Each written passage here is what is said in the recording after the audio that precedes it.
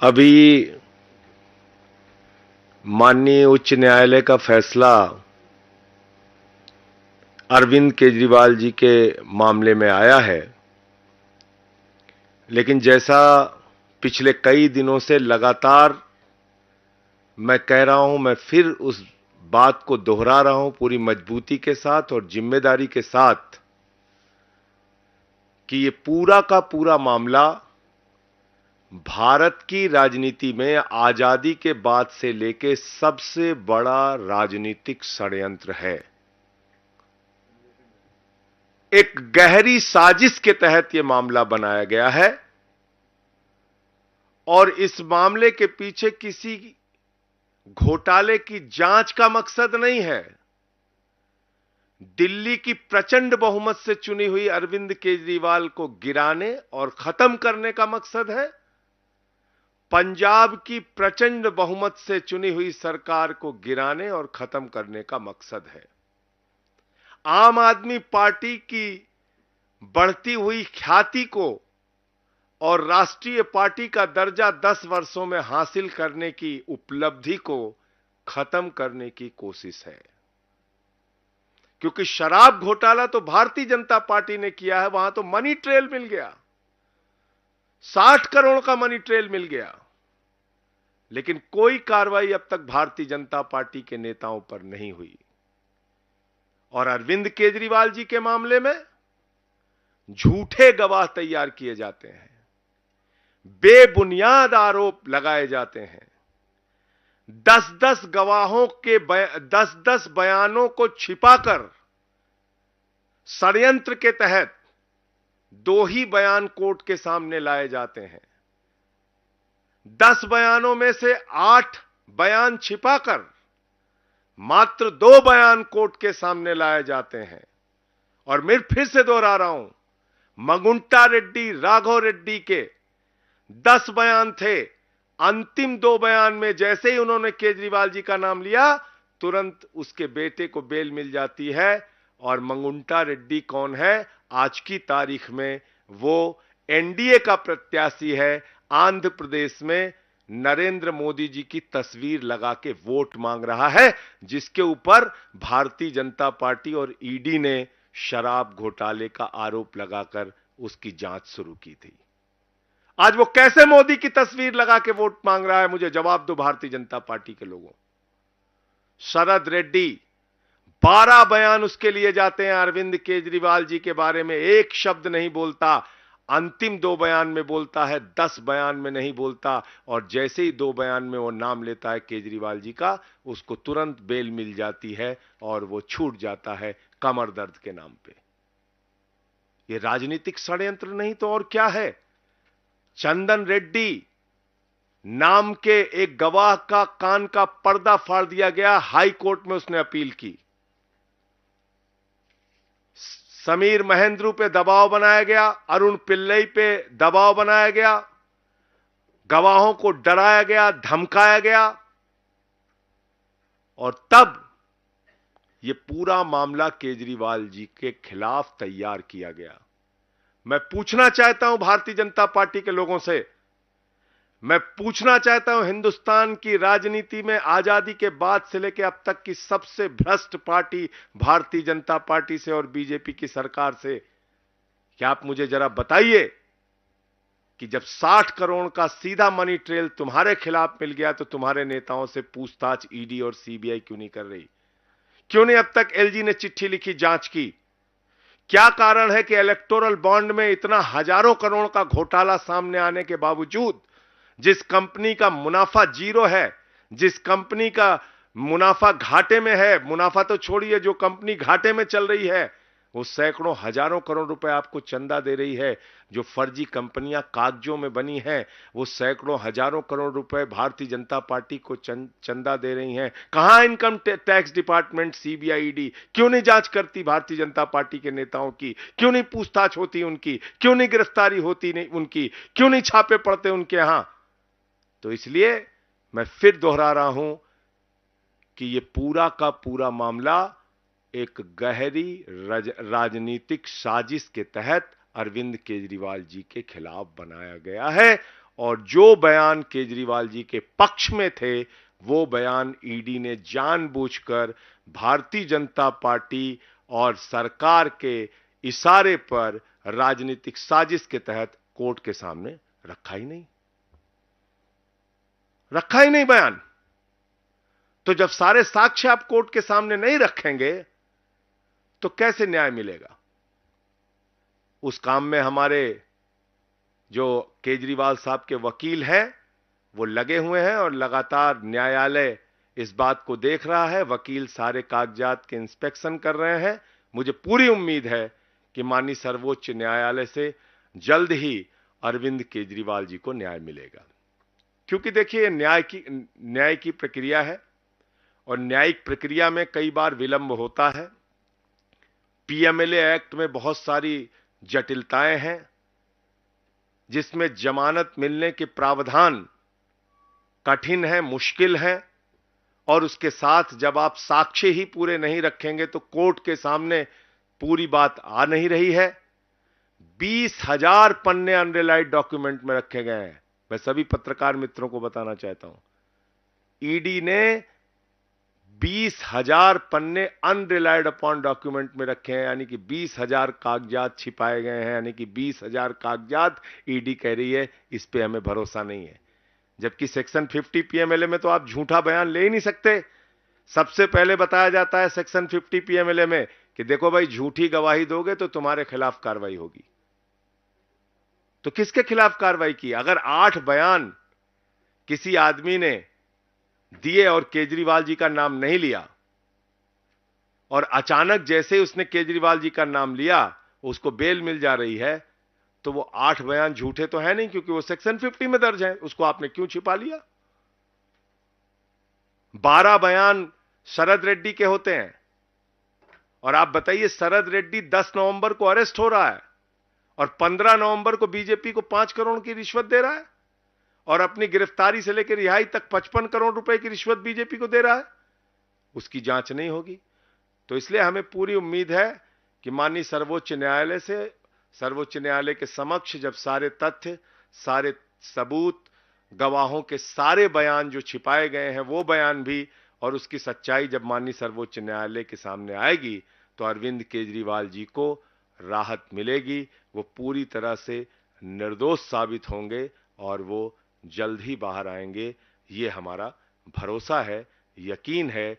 गवाहों को मार पीट के बयान लिए गए हैं, ये ऑन रिकॉर्ड चीजें हैं। हाई कोर्ट तक में उन लोगों ने अपील की है, ये ऑन रिकॉर्ड चीजें हैं, ये कुछ छिपी नहीं है। और कोर्ट के फैसलों में कई बार ऐसा होता है, लोअर कोर्ट का फैसला हाई कोर्ट बदल देता है, हाई कोर्ट का फैसला सुप्रीम कोर्ट बदल देता है, सुप्रीम कोर्ट के 2 जजों का फैसला 3 जजों की बेंच बदल देती है, 3 जजों का फैसला 5 जजों की बेंच बदल देती है, 5 जजों का फैसला 7 जजों की बेंच बदल देती है। और हमारे देश में तो ऐसी सरकार है प्रधानमंत्री नरेंद्र मोदी जी की, जो 5 जजों की संवैधानिक खंडपीठ, संविधान पीठ के फैसले को संसद के अंदर बदल देती है। आपको याद ही होगा, 5 जजों ने फैसला दिया था दिल्ली सरकार के पक्ष में कि सर्विसेज उनके पास होनी चाहिए।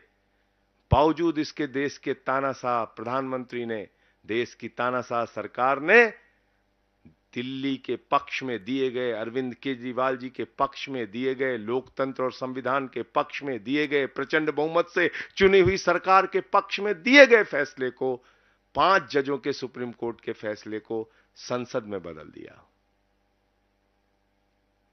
जब चुनाव आयुक्तों के नियुक्ति की प्रक्रिया में मुख्य न्यायाधीश को रखा गया तो प्रधानमंत्री जी ने कहा और भाजपा की सरकार ने कहा कि नहीं, चुनाव आयुक्तों की नियुक्ति तो हम करेंगे, और सुप्रीम कोर्ट के फैसले को संसद के अंदर बदल दिया गया। तो है कई बार कानूनी प्रक्रियाओं में। और इस देश के अंदर आपको जानकारी के लिए बता दूं, 80% अंडर ट्रायल है। कोई 10 साल से अंडर ट्रायल है, कोई 5 साल से अंडर ट्रायल है, कोई 3 साल से अंडर ट्रायल है। कई बार न्याय मिलने में विलंब हो जाता है, लेकिन इस मामले में मुझे पूरा यकीन और भरोसा है। मैं फिर दोहरा रहा हूं, अरविंद केजरीवाल जी जल्द ही निर्दोष साबित होंगे, जल्द ही सुप्रीम कोर्ट से, आगे की कोर्ट से उनको राहत मिलेगी, वो बाहर आएंगे। आपके कोई प्रश्न हो तो आप जरूर पूछ सकते हैं।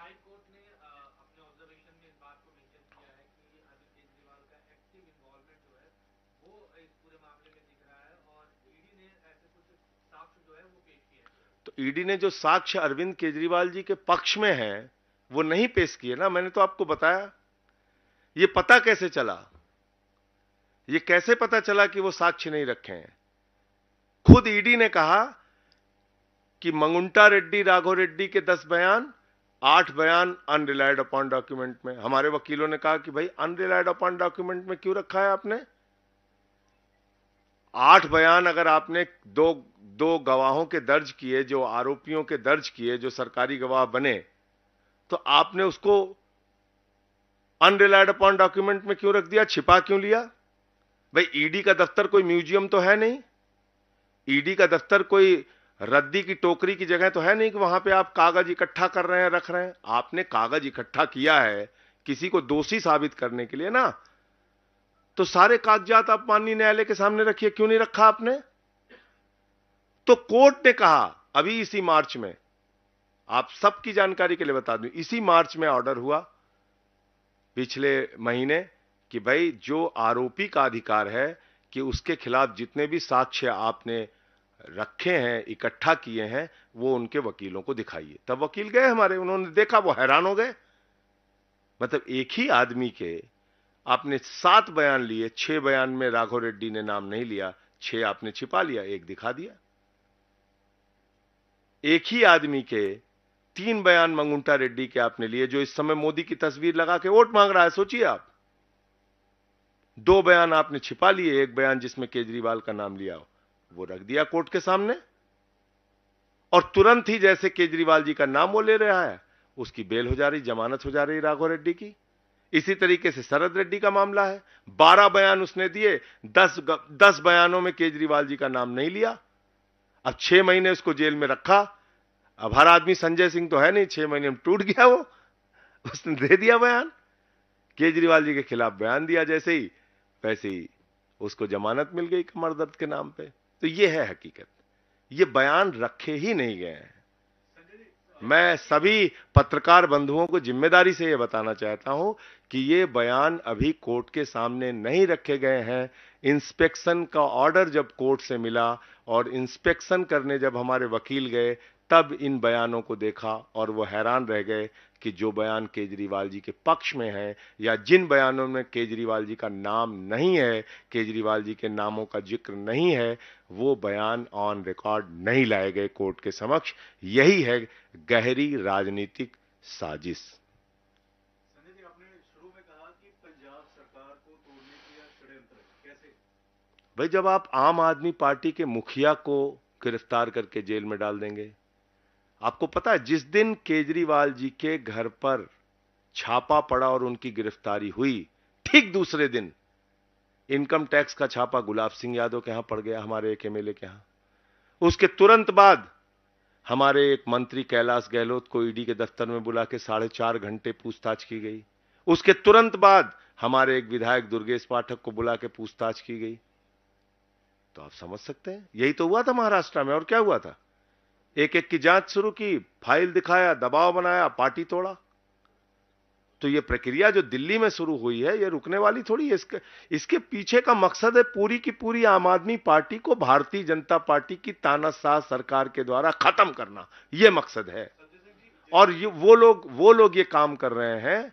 पत्रकार बंधुओं से मैं बताना चाहता हूं, जिसकी सरकार में 15 लाख करोड़ रुपए पूंजीपतियों का माफ किया गया, जिसकी सरकार में बैंक घोटाला करके नीरव मोदी, मेहुल चौकसी, नितिन संदेशरा, ललित मोदी, विजय माल्या हजारों करोड़ रुपए लूटकर हिंदुस्तान का विदेशों में बैठे हुए हैं, जिसकी सरकार में इलेक्टोरल बॉन्ड का हजारों करोड़ रुपए का घोटाला हुआ लेकिन उनके खिलाफ कोई जांच नहीं होती, जिसकी सरकार में पूरब से लेकर पश्चिम तक, उत्तर से लेकर दक्षिण तक चुन चुन के महाभ्रष्टाचारियों को प्रधानमंत्री जी ने गले लगाकर अपनी पार्टी में शामिल किया। वो लोग भ्रष्टाचार के खिलाफ बोलते हैं। मैं तो बार बार इस बात को कह रहा हूं कि भ्रष्टाचार के खिलाफ बीजेपी बोलती है तो लगता है ओसामा बिन लादेन और डाकू गब्बर सिंह अहिंसा पे उपदेश दे रहे हैं। संजय जी, जिस पंजाब में भी वही निकल पॉलिसी जो है अप्लाई की गई है और पंजाब में भी वैसी एक बार जो है जांच ईडी द्वारा होनी चाहिए। किस बात की जांच करेंगे आप? जबरदस्ती जांच करेंगे? आप यहां की पॉलिसी की जांच करेंगे और इलेक्टोरल बॉन्ड में अलग अलग कंपनियों ने बीजेपी को चंदा दिया और तुरंत बाद उनको 3,08,000 करोड़ के ठेके मिले हैं। छोटा मोटा नहीं, 3,08,000 करोड़। जीरो लगाते लगाते थक जाएंगे आप। ईडी सीबीआई का छापा पड़ा कंपनियों पर। यहां जलंधर या लुधियाना में भी वो कंपनी गेमिंग, कौन सी फ्यूचर गेमिंग करके है वो कंपनी, यहां पे भी उसके ऑफिस वगैरह है। उस कंपनी के यहां ईडी सीबीआई के छापे पड़ते हैं और सैकड़ों हजारों करोड़ रुपए वो बीजेपी को चंदा दे रही है। इसकी जांच नहीं होनी चाहिए? अरविंद केजरीवाल जी की जांच करने के लिए ईडी सीबीआई गामा पहलवान, दारा सिंह, बॉक्सर विजेंदर बन जाती है, और जब बीजेपी की बात आती है तो गजनी मोड में चले जाते हैं, कहें हम तो कुछ याद ही नहीं, हमने कुछ देखा नहीं, हम धृतराष्ट्र हो गए हैं। ये क्या है? ये खुला मिसयूज है जांच एजेंसियों का, सीना ठोक के मिसयूज है, दादागिरी के साथ मिसयूज है कि ठीक है हम कर रहे हैं तुम्हारी सरकार गिराने के लिए। तो इसलिए चुनाव आयोग को तुरंत हस्तक्षेप करना चाहिए। टीएमसी के लोग जो बैठे हुए हैं उनकी मांग बिल्कुल जायज है कि आप इनकम टैक्स डिपार्टमेंट, आईटी के और सीबीआई के और ईडी के डायरेक्टर्स को हटाइए, जो ऑफिशियल्स ये सब काम कर रहे हैं उनका ट्रांसफर कीजिए। अब आप चुनावी, भाई प्रधानमंत्री जी की हालत उस बच्चे की तरीके से हो गई जो अपने पिता के पास पहुंचता है, कहता है पापा हम फर्स्ट आए, पापा हम फर्स्ट आए, पापा हम फर्स्ट आए। पापा ने पूछा भैया कितने प्रतियोगी थे? बोला अकेले दौड़ रहे थे। अकेले ही दौड़ रहे हैं, सारे पहलवानों को पकड़ के आपने जेल में डाल दिया और आप कह रहे हैं कि हम फर्स्ट आ गए। केजरीवाल की गिरफ्तारी के बाद अब आप सीनियर हैं, भगवंत मान हैं, आज विधायकों से मिले, मंत्रियों से मिले, क्या स्ट्रेटजी बनाई है? क्योंकि पंजाब अहम है, दिल्ली अहम 23 सीटें जहां पे आम आदमी पार्टी चुनाव लड़ रही है, उन 23 सीटों पर पूरा तन मन धन से 4 गुना मेहनत और ताकत से हमारा कार्यकर्ता प्रचार करेगा, हमारे विधायक, हमारे मंत्री, हमारे नेता प्रचार करेंगे और वो सारे चुनाव हम लोग जीतने के लिए भरसक प्रयास करेंगे, नंबर 1। और जहां भी इंडिया गठबंधन के कैंडिडेट हैं, जिन राज्यों में हम चुनाव नहीं लड़ रहे हैं, वहां भी हमारी पार्टी इंडिया गठबंधन के प्रत्याशियों के लिए प्रचार करेगी। और एक बात मैं आप लोगों से बहुत साफ कह देना चाहता हूं, 400 पार ये भी एक जुमला है। 400 पार एक झूठा जुमला है, इसके अलावा कुछ नहीं है। आप में से बहुत सारे पत्रकार बहुत दिन से पत्रकारिता में हैं, आप लोग बहुत वरिष्ठ पत्रकार हैं, इसमें बहुत सारे, आप जानते हैं कोई पार्टी अगर चुनाव जीत रही होती है तो ऐसे पागलों की तरह काम नहीं करती कि निर्वाचित मुख्यमंत्री को पकड़ो और जेल में डाल दो। ऐसे नहीं काम करती। इतनी राजनीतिक समझ तो हम लोगों को भी है कि घबराहट है मोदी जी को। और क्यों घबराहट है? क्योंकि महाराष्ट्र में सीट कम हो रही है, कर्नाटक में सीट कम हो रही है, बिहार में सीट कम हो रही है, हरियाणा में सीट कम हो रही है, पंजाब में सीट कम हो रही है, मध्य प्रदेश में सीट कम हो रही है, राजस्थान में सीट कम हो रही है, झारखंड में सीट कम हो रही है। आप देखिएगा इनकी सीटें कम होंगी। संजय जी, लेकिन बीजेपी ने जो ये शराब घोटाला इसी को मसला बना के आम आदमी पार्टी के खिलाफ प्रचार शुरू कर दिया है। पंजाब की बात करें या दूसरे राज्यों की बात करें, वो आम आदमी पार्टी पर इसी मसले को लेकर निशाना साध रहे हैं कि जो अपने आप को कट्टर ईमानदार कहते थे, आज उन्हीं पर भ्रष्टाचार के एलिगेशन लगे। सर मैं आपसे एक ही चीज पूछ रहा हूं कि आपने आम आदमी पार्टी के नेताओं पे तो इतने सारे छापे मार दिए, 1 रुपए कहीं बरामद हुए? मनीष सिसोदिया जी के घर पे 1 रुपए मिला? भ्रष्टाचार हुआ है तो पैसा कहां गया? 1 रुपए भी मिला? अरविंद केजरीवाल जी के यहां आपने छापे मारे, आपने भ्रष्टाचार अगर हुआ है तो वो पैसा कहां गया? इतने सारे छापे आपने, आपको पता 162 गवाह हैं ईडी के, 162, और सीबीआई के कितने? 294, 294। टोटल गवाह कितने? 456। कितने लोगों ने केजरीवाल के खिलाफ बयान दिया? मात्र 4। वो बयान किन परिस्थितियों में दिया मैंने आपको बता दिया। कितने पन्नों की चार्जशीट दाखिल की है दोनों संस्थाओं ने? 50,000 पन्नों की। कब तक ये गवाही चलेगी, कब तक उनकी पूछताछ चलेगी, कब तक ये ट्रायल इसका शुरू करेगा? 2 साल से जांच चल रही है, ट्रायल नहीं शुरू हुआ, अब तक ट्रायल ही नहीं शुरू हुआ। तो आप 20 साल तक जांच करते रहिए, और इसमें जो सजा है वो 3 साल से लेकर 7 साल सजा है, 3 साल से लेकर 7 साल सजा है, और जो जांच करने की इनकी तैयारी है वो 20 साल तक इनका मामला चलेगा। बताइए, 34 इसमें 34 आरोपी हैं, 34 आरोपियों के अलग अलग वकील हैं, एक गवाह आएगा, उससे 34 वकील पूछताछ करेंगे। बताइए आप, वो तो मूर्छित होकर गिर जाएगा गवाह बेचारा। एक गवाह की पूछताछ में कई तारीखें लगेंगी। आप समझ सकते हैं ये क्या मामला तैयार किया गया है। तो ये जो आप बता रहे हैं ऐसी कहानियां ये लोग चलाते हैं, ये हुआ है, वो हुआ है, वो हुआ है। अरे भैया, भ्रष्टाचार हुआ है तो पैसे कहां चले गए? आसमान ने निगल लिया, जमीन ने निगल लिया, कहां गया पैसा? जबरदस्ती का हवाई, और जो दिख रहा है मनी ट्रेल, मैंने बताया तो 60 करोड़ रुपए। मतलब 10 नवंबर को एक शरद रेड्डी, जिसको खुद ईडी ने कहा, संजय सिंह ने नहीं कहा, ईडी ने कहा कि ये किंग पिन है, मुख्य घोटालेबाज है, और 15 नवंबर को वो बीजेपी को 5 करोड़ दे रहा है, उसके बाद मिला के करीब करीब 55 करोड़ रुपए अपनी रिहाई तक दे रहा है। उस पर ईडी सीबीआई कार्रवाई नहीं करती।